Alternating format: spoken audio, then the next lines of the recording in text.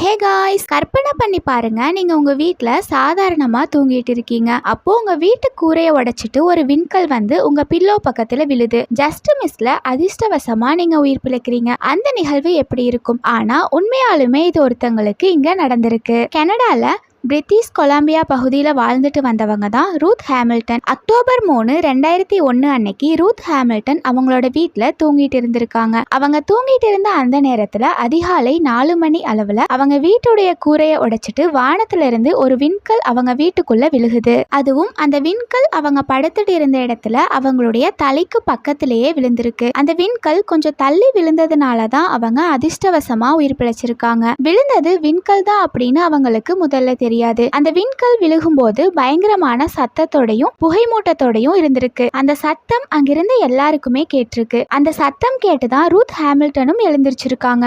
எந்திரிச்சு அங்க light on பண்ணும் போதுதான் அவங்களுக்கே தெரிஞ்சிருக்கு அந்த இடத்துல அந்த கல் விழுந்திருக்கு அப்படிங்கிறது. அவங்க அந்த கல்லை ஆச்சரியத்தோட பார்த்துட்டு இருந்திருக்காங்க. அந்த விண்கல் 1.5 கிலோ எடை இருந்திருக்கு. இவங்க கூட அங்க அந்த பகுதியில வாழ்ந்துட்டு இருந்தவங்களும் அந்த சத்தம் கேட்டு இவங்க வீட்டுக்கு வந்து என்னன்னு பார்த்திருந்திருக்காங்க. ரூத் ஹேமில்டனோட பெட்ல தான் அந்த விண்கல் இருந்திருக்கு. அதுக்கப்புறமா காவல்துறையினர் அந்த வீட்டுக்கு வராங்க. அவங்க வந்து அது விண்கல் தான் அப்படின்னு விசாரணை செஞ்சு உறுதிப்படுத்தி இருக்காங்கன்னு சொல்லப்படுது. ரூத் ஹேமில்டன் அவங்க வீட்டை உடைச்சிட்டு வந்த அந்த விண்கல்ல என்ன செய்ய போறாங்க அப்படிங்கிற கேள்வி பல பேரால கேட்கப்பட்டுச்சு. அதுக்கு அவங்க அவங்களுடைய பேர குழந்தைகளுக்காக அந்த விண்கல்ல பத்திரப்படுத்தி வைக்க போறதா சொல்லி இருக்காங்க. இது மாதிரி அசாதாரணமான நிகழ்வுகள்ல அதிர்ஷ்டவசமா பல பேர் உயிர் பிழைச்சிருக்காங்க. அவங்கள பத்தி பின்னாடி வர வீடியோஸ்ல நம்ம பார்க்கலாம். இதை பத்தி நீங்க என்ன நினைக்கிறீங்க அப்படிங்கறத கமெண்ட்ஸ்ல சொல்லிடுங்க. இதே மாதிரி இன்னும் நிறைய வீடியோஸ் பார்க்க நம்ம சேனலை சப்ஸ்கிரைப் பண்ணிக்கோங்க. நம்ம சேனல்ல டெய்லி நியூ வீடியோஸ் வந்துரும்.